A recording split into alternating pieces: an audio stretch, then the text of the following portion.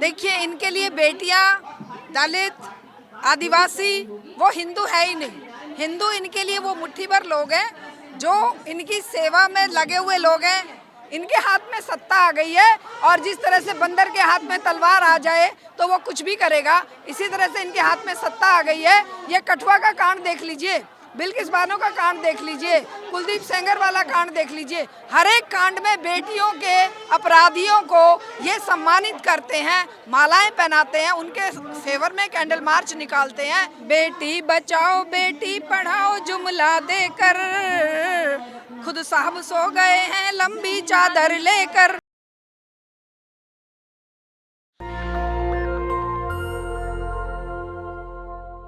भारत को हिंदू राष्ट्र बनाने की मांग की जा रही, लेकिन जब देश की पहलवान बेटियां दिल्ली के जंतर मंतर पर आंदोलन कर रही हैं तो कोई भी संगठन जो राइट विंग का संगठन है इन महिला पहलवानों के साथ नहीं आ रहा है। जबकि इन महिला पहलवानों का साफ कहना है कि हम लोग हिंदू हैं, हम लोग इंसाफ की मांग कर रहे हैं। कई दिन गुजर गए, कई हफ्ते गुजर गए, कोई नहीं आ रहा है। भारतीय जनता पार्टी की तरफ से और हिंदू सेना की तरफ से तमाम लोग हमारे साथ हैं। मैडम, भारत कहा जा रहा है कि भारत हिंदू राष्ट्र के मुहाने खड़ा है, हिंदू बेटियां आंदोलन कर रही हैं और एक हिंदू सांसद हैं, उनके ऊपर आरोप लगे हैं, कोई कार्रवाई नहीं की जा रही। देखिए, इनके लिए बेटियां, दलित, आदिवासी वो हिंदू है ही नहीं। हिंदू इनके लिए वो मुट्ठी भर लोग हैं जो इनकी सेवा में लगे हुए लोग हैं।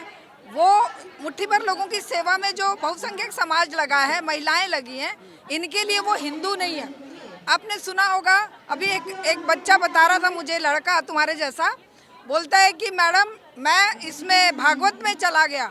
तो बोला कि वो कह रहे थे कि भाई हमारे देश में, हमारे हिंदू धर्म में जो है ये करना चाहिए, ये धर्म ग्रंथ पढ़ने चाहिए, ऐसा करना चाहिए, वैसा करना चाहिए। तो बोला, मैंने कहा कि भाई क्या महिलाओं को और शूद्रों को भी वो ग्रंथ पढ़ने का अधिकार है? बोला नहीं, वो अपवित्र होते हैं। अब सोचिए, जो इंसानों को ये अपवित्र समझ रहा है, जो उन महिलाओं से पैदा होने वाले पूरे विश्व को पवित्र कैसे समझ लेगा? उसको तो मुट्ठी भर लोग पवित्र लगते हैं। आप यही कह रही हैं ना, ढोल गंवार शूद्र पशु नारी सकल ताड़ना के अधिकार। सही बात है, लागू हो रहा अभी भी। इनकी जो विचारधारा है, इनका जो सोचने का तरीका है, वो उस पर पूरा फिट बैठता है। और इसीलिए आज आप देख रहे हैं, चाहे राम रहीम रहा हो जिसको कि रोज पैरोल पर छोड़ रहे हैं, चाहे वो दूसरे और अभियुक्त रहे हो, कुलदीप सेंगर रहा हो। लेकिन ताड़ना का मतलब शिक्षा बताया गया है, एजुकेशन है। अच्छा, वो इनकी जो शिक्षा है वो ताड़ने से शुरू होती है क्या? है, इनकी शिक्षा क्या मारपीट से शुरू होती है? शिक्षा का अर्थ ही अनर्थ हो जाएगा अगर इन लोगों पर विश्वास किया जाए, क्योंकि ये महिलाओं को उपभोग का सामान समझते हैं, दलितों को, इंसानों को ये अपनी सेवा के लिए एक तरह से दास समझते हैं, आदिवासियों को ये जानवर समझते हैं। केवल मुट्ठी भर लोग जो सत्ता में काबिज रहें और पूंजीपति लोग जो इनको चंदा उपलब्ध कराते रहें, ये उनको देश कौड़ियों के मोल बेचते रहें। बाकी समाज इनके लिए इंसान नहीं है। सर, कैसे मिलेगा हिंदू बेटियों को न्याय? हिंदू हैं ये लोग। हिंदू कोई शब्द ही नहीं है, गढ़ा हुआ शब्द है। हिंदू का मतलब है कायर। अरे आप ऐसे बोल रहे हैं, केस हो जाएगा आपके ऊपर सर, और हम इसका समर्थन नहीं करते। डिक्शनरी में देख लीजिए।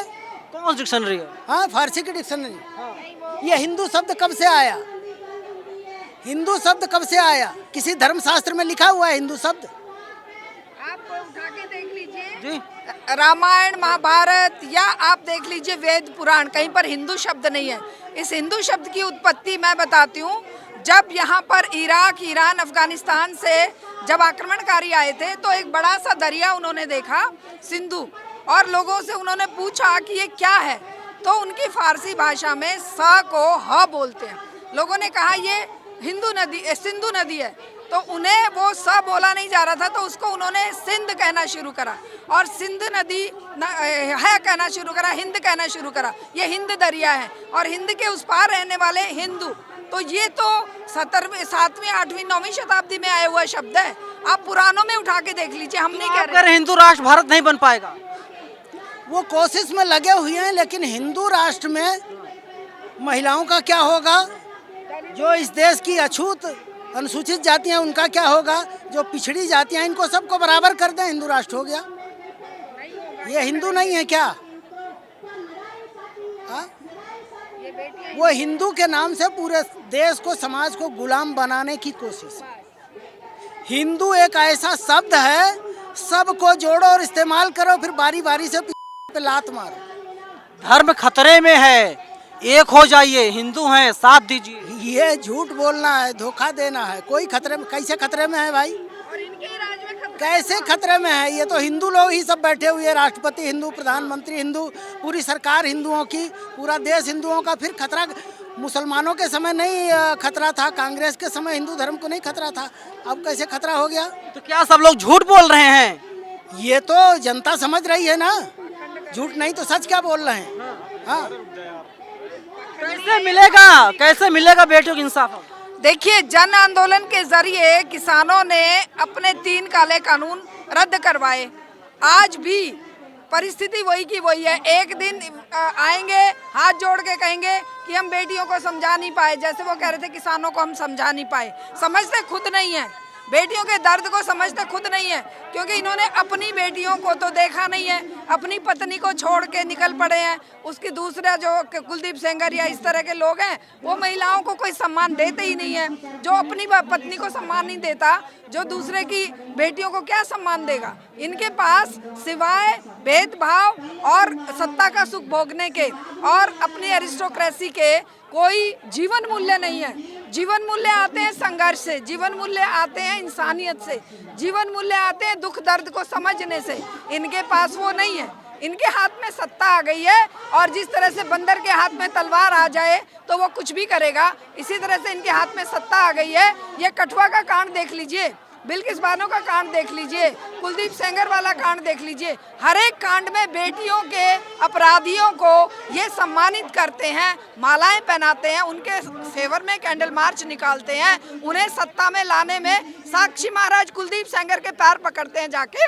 वो कह रहे हैं कि आपने हमें चुनाव में, यूपी के चुनाव में जिता दिया, इसलिए आपका बहुत बहुत धन्यवाद। वो जेल में है और जेल से ही वो इनको चुनाव जिता रहा है। और ये तो 10-12 सीटों पर अपना प्रभाव रखता है, 50 इंस्टीट्यूशन चला रहा है। अब हमारे पहलवानों के हक का सारा पैसा। तो देखिए, ब्रजभूषण सिंह जब जेल में थे, कुछ दिनों की सरकार बनी थी अटल बिहारी वाजपेयी की। अटल बिहारी वाजपेयी ने बाकायदा चिट्ठी लिखा था ब्रजभूषण को। हाँ, वो तो देखिए, चुनावी राजनीति में गुंडे, बदमाश, मवाली और पूंजीपति, ये 2 ही लोग राज करते हैं। आम जनता के वोटों का धोखा बनाकर आम जनता से उसे लीगलाइज करवाया जाता है, उसे संवैधानिक बनाया जाता है कि देखो जनता ने हमें वोट दिया। वोट देते हैं, वोट इकट्ठा करते हैं वो बदमाश लोग, वो गुंडे बदमाश लोग, धमका के, डरा के या शराब और पैसा फेंक के। जो कहाँ से आता है? चंदे के रूप में आता है पूंजीपतियों से। टाटा, बिरला, अडानी, अंबानी, गोयनका, सिंघानिया, बजाज, मित्तल, बिंदल, जिंदल, उनका पैसा चंदे के रूप में बीजेपी को मिल रहा है। और उस चंदे से वो उस चंदे के बदले में देश को बेच रहे हैं कौड़ियों के मोल। बंदरगाह बेच दिए, एयरपोर्ट्स बेच दिए, हमारे रेलवे स्टेशन बेच दिए, रेल बेच दिए, और किसानों की जमीन बेचने जा रहे थे, बेटियों की इज्जत बेच दी। आप देखिए, पहलवानों की इज्जत बेच रहे हैं। और इससे बड़ा अपराध और क्या हो सकता है कि मुट्ठी भर लोग, 10-15 घरानों को पूरा देश बेचने के बाद अब ये किसानों की जमीन पर आंख गड़ाए थे, मजदूर किसान के। मैम, हम बात कर रहे हैं ब्रजभूषण पे। आपके हाथ में पोस्टर भी आप देख सकते हैं। थोड़ा भाजपा सांसद ब्रजभूषण सिंह को जल्द से जल्द गिरफ्तार करो, गिरफ्तारी होनी चाहिए। साक्षी मलिक है, विनेश फोगाट है और बजरंग पुनिया है। तो लेकिन जो आरोपी हैं खुद कह रहे हैं कि मैं निर्दोष हूँ। क्या मैं जो है कि शिलाजीत की रोटी खाता हूँ? देखिए, आरोपी वो लड़का जो सिद्दीकप्पन, आप जैसा बच्चा, वो जा रहा था हाथरस की बेटी के उसको कवर करने, और हाथरस की बेटी को इन्होंने जला दिया रात में सबूत मिटाने के लिए। तो वो जा रहा था और उसके अगेंस्ट कोई सबूत नहीं था और वो आरोपी भी नहीं था। वो केवल उठाया, जेल में डाल दिया, 3 साल में निकला है। इसी तरह से ये जो ऑल्ट न्यूज़ का जुबेर, उसको उठा के ले गए और डाल दिया जेल में। कितने लड़कों को, आप जैसे लड़के लड़कियों को, कफील खान जिसने बच्चों की जान बचाने के लिए पूरी रात सिलेंडर भागता दौड़ता रहा, उसी को उठा के टर्मिनेट कर दिया। तो ये तो आरोपी है और इसके अगेंस्ट पॉक्सो एक्ट लगा हुआ है और ये तो खुल्लम खुल्ला एक न्याय का उल्लंघन है। हमारी न्याय व्यवस्था क्या कर रही है। उसी पे मैंने एक कविता भी लिखी है, वो कविता आप चाहेंगे तो मैं सुनाती हूँ आपको। तो इस तरह से ये इन लोगों से उम्मीद नहीं की जा सकती। हक हमें लड़कर लेना पड़ेगा, चाहे वो दलित समाज है, चाहे वो हमारे ओबीसी है, चाहे हमारे बहुजनों को नहीं मिल रहा है इंसाफ, न्याय, हक। बहुजन, आप उसमें बेटियों को भी इंक्लूड कर लीजिए, जो आधी आबादी है, आधी आबादी, चाहे किसी भी जाति बिरादरी की भी जात। अभी देखिए, हमने ये आंदोलन किया था, इसके लिए हाथरस के लिए हमने आंदोलन किया। अभी जो ये जो दिल्ली कैंट में वो घटना हुई थी, बच्ची को उठा के चिता में डाल दिया था, कौन थे डालने वाले? सत्ता के संरक्षण में पलने वाले गुंडे। जिस तरीके से सर आप लोग बातें बता रहे हैं, आप लोग कह रहे हैं कि बीजेपी के सांसद नहीं होते तो कार्रवाई हो जाती, या ब्रजभूषण खान होते तो ना जाने क्या हो जाता। सवाल ये भी है, अब रास्ता क्या बचा है? सिर्फ आंदोलन ही है और कोई ऑप्शन है? इनको तो न्याय मिल जाएगा क्योंकि पूरा देश इनके साथ खड़ा होगा। इनको न्याय मिल जाएगा, पूरा देश खड़ा हो गया। लेकिन मनीषा वाल्मीकि का क्या होगा? वो जो राजस्थान में अभी आए थे, राजस्थान के नेताजी, वो कौन लड़के का पानी पीने के ऊपर, मटका छू लेने के ऊपर मार मार के हत्या कर दी, इंद्र मेघवाल। हाँ, यहाँ राजनीति सीखने बहुत पार्टियां आ रही हैं, सही लड़ाई नहीं लड़ने आ रही हैं, ठीक है। और कहा है योगी जी ने कि हम माफियाओं को साफ कर देंगे, लेकिन उसके पीछे माफिया अगर मुसलमान है, कोई माफिया एससी समझ लिया, बैकवर्ड समझ लिया, उसको साफ कर देंगे। माफिया लोगों की कमी है क्या? बिल्कुल बिल्कुल, सबकी अपनी दलील है, अपनी अपनी राय है। जी मैम। तो ये कविता मैंने रात को लिखी है, वो मैं पढ़ना चाहूंगी। बेटी बचाओ बेटी पढ़ाओ जुमला देकर, खुद साहब सो गए हैं लंबी चादर लेकर। बेटी बचाओ बेटी पढ़ाओ जुमला देकर, खुद साहब सो गए हैं लंबी चादर लेकर। न्याय मांगती सड़कों पर पीड़ित नारी, सत्ता का सुख भोगे दुष्ट दुराचारी। न्याय मांगती सड़कों पर पीड़ित नारी, सत्ता का सुख भोगे दुष्ट दुराचारी। बेटी बचाओ बेटी पढ़ाओ जुमला देकर, खुद साहब सो गए हैं लंबी चादर लेकर। कानून व्यवस्था पुलिस कचहरी चुप बैठे, मासूम बेटियां न्याय मांगती सड़कों पर। बेटी बचाओ बेटी पढ़ाओ जुमला देकर, खुद साहब सो गए हैं लंबी चादर लेकर। आधी आबादी दुर्गा और काली बनकर, संहार करेगी दुष्टों का आंधी बनकर। आधी आबादी दुर्गा और काली बनकर, संहार करेगी दुष्टों का आंधी बनकर।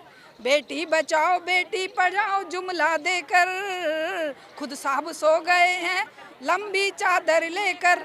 जाग उठे हैं भगत सिंह के वंशज अब, बाहुबलियो तुम खैर मनाओ अपनी सब। जाग उठे हैं भगत सिंह के वंशज अब, बाहुबलियो तुम खैर मनाओ अपनी अब।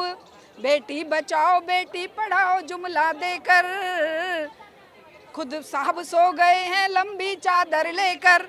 सत्ता के संरक्षण में सुख भोगे दुराचारी, कानून व्यवस्था पुलिस कचहरी चुप बैठे। बेटी बचाओ बेटी पढ़ाओ नारा देकर, खुद साहब सो गए हैं लंबी चादर लेकर। आप तो फकीर हैं, साहब फकीर हैं और आप चादर लेकर बात कर रही हैं। 14 लाख का सूट पहनने वाला फकीर, 8,500 करोड़ के एरोप्लेन में घूमने वाला फकीर, और 25,000 करोड़ का अपना महल बनाने वाला फकीर, और काजू की रोटी खाने वाला फकीर, और दिन में 10 बार कपड़े बदलने, हर घंटे में ड्रेस बदलने वाला फकीर। ऐसा फकीर एक देश के प्रधानमंत्री हैं तो दिक्कत क्या है, पहनने दीजिए। देश के प्रधानमंत्री शास्त्री जी भी थे, ठीक है। वो एक फटे हुए अपने कोट को रफू करा के पहनते थे और कहते थे कि एक गरीब देश का मैं अगर प्रधानमंत्री हूँ तो मुझे हक नहीं है कि मेरे करोड़ों बच्चे बिना वस्त्रों के घूमे और मैं आलीशान कोट पहनकर घूमूं। लेकिन वो साल दूसरा था, ये साल दूसरा है, वो सदी दूसरी थी, ये सदी दूसरी है। देखिए, वो आज़ादी आंदोलन से निकले हुए लोग थे। ये लोग आज़ादी आंदोलन में अंग्रेजों के माफी मांग वीर थे। क्या और बात ये करते हैं, वीर सरकार सावरकर ने, अनुराग ठाकुर ने कहा है कि वीर सावरकर ने देश के लिए अपनी जान कुर्बान कर दी। हाँ, वीर सावरकर ने अंग्रेजों से 3-4 बार माफी मांगकर 60 रुपए उस जमाने में पेंशन बंधवा ली, जो आज के कम से कम 40-50 हजार के करीब है। ये माफी वीर थे क्योंकि इन्होंने कुछ थोड़े बहुत दिन तक अंग्रेजों का विरोध किया, लेकिन जब अंग्रेजों के डंडे पड़े, अंग्रेजों ने इन्हें जेल में डाला, भगत सिंह की तरह सीना तान कर इन्होंने ये नहीं कहा कि हम आज़ादी आंदोलन नहीं छोड़ेंगे। तब इन्होंने कहा आप जो कहेंगे हम कर लेंगे, आप हमें माफ़ कर दीजिए, जब तक ब्रिटिश साम्राज्य यहाँ रहेगा हम उसके गुलाम रहेंगे, हम आपकी मदद करेंगे। आखिरी ऑप्शन क्या बचा हुआ मैम? आखिरी ऑप्शन तो यही बचा हुआ है, बस उसको तुरंत गिरफ्तार किया जाए। सरकार तो सुन नहीं रही है। सरकार को तो सुनना पड़ेगा, अब जनता जाग चुकी है, सरकार को तो सुनना ही। जब यही बेटियां गोल्ड मेडल जीतती हैं, अलग अलग मेडल जीतती हैं, तो सरकार के कानों तक आवाज़ पहुंच जाती है, सरकार खुश हो जाती है। लेकिन जब बेटियां लगभग 1 महीनों से आंदोलन कर रही हैं, सरकार कानों तक आवाज़ नहीं पहुंच रही। अब भी पहुंचेगी सरकार के कानों तक आवाज़, क्योंकि नारी शक्ति जाग चुकी है। पहुंचेगी सरकार तक, बिल्कुल पहुंचेगी। सरकार तक आवाज़ बिल्कुल पहुंचेगी और जो आरोपी हैं ब्रजभूषण सिंह, उनके ऊपर कार्रवाई भी होगी, गिरफ्तार भी किया जाएगा, उनको जेल में भेजा जाएगा और बेटियों को एक न एक दिन इंसाफ मिल करके ही रहेगा। कैमरा पर्सन आशीष के साथ में नवीन पानंदन, नेशनल दस्तक, जंतर मंतर, दिल्ली। नेशनल दस्तक की आपसे गुजारिश है कि अगर इसको बचाना चाहते हैं तो नेशनल दस्तक को सब्सक्राइब करने के लिए रेड कलर के सब्सक्राइब बटन को दबाएं, फिर बेल आइकन की घंटी दबाएं। नेशनल दस्तक को बचाने के लिए बहुत जरूरी है कि हर खबर को शेयर करें, लाइक करें, कमेंट जरूर करें।